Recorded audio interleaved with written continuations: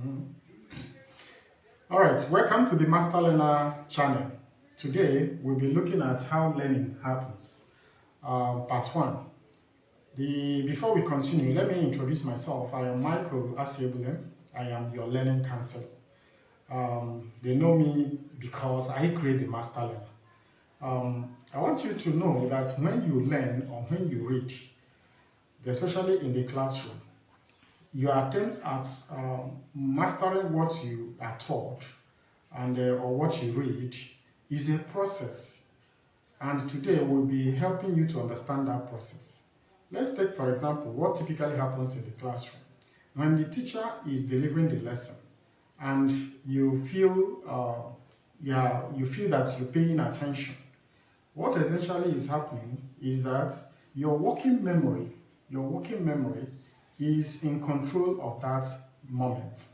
The working memory is doing something for you automatically without you doing anything.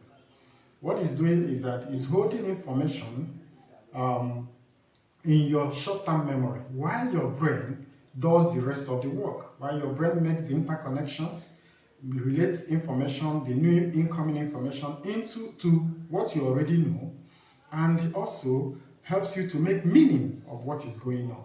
The same thing happens when you read. But when this does not extend beyond the working memory, then you find learning. You find that you struggle at learning. Now, what happens is that immediately the lesson is over, or immediately you finish reading, say 30 to 40 minutes, you will discover something. After 1 hour or more, that's information you feel that you already holding in your memory begins to depreciate.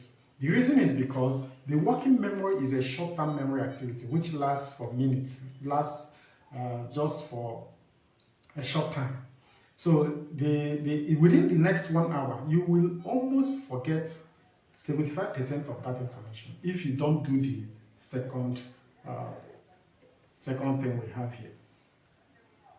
Now, to secure that information, you must do the second part of this lesson, which is retrieval practice. Retrieval practice. Remember, working memory happens automatically without your own effort. In this case, you must make the necessary effort to do what? To capture and retain that information in your long-term memory. How does the retrieval practice work? You have to do something.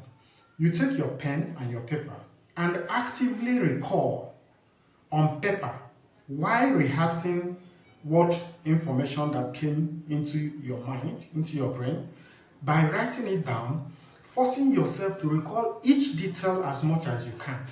Of course, when you do this, there are certain gaps that will be left. But don't relent, don't allow it to stop you. Make sure you continue to recall as much as you can on paper while repeating it to yourself. What this does is it reinforces that memory. It ties it down more into your long-term memory.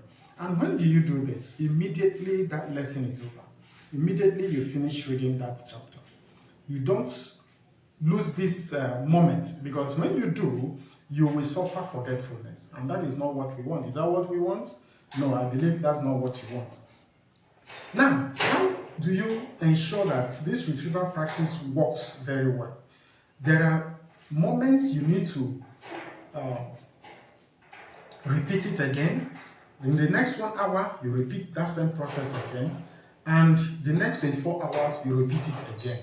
Now, this secures the information in your long-term memory, and you will be better off for that. In our next episode, we will be showing you in detail how you do this very well, and how you continue to develop your master learner status. We will do that again in our next episode. So for now, we'll be stopping here. I want you to make the necessary efforts, like our channel, subscribe, and ask your questions and make comments in our comment section, and we shall see you next time. Don't forget, I am your learning counselor, Michael Asiebule. Thank you very much.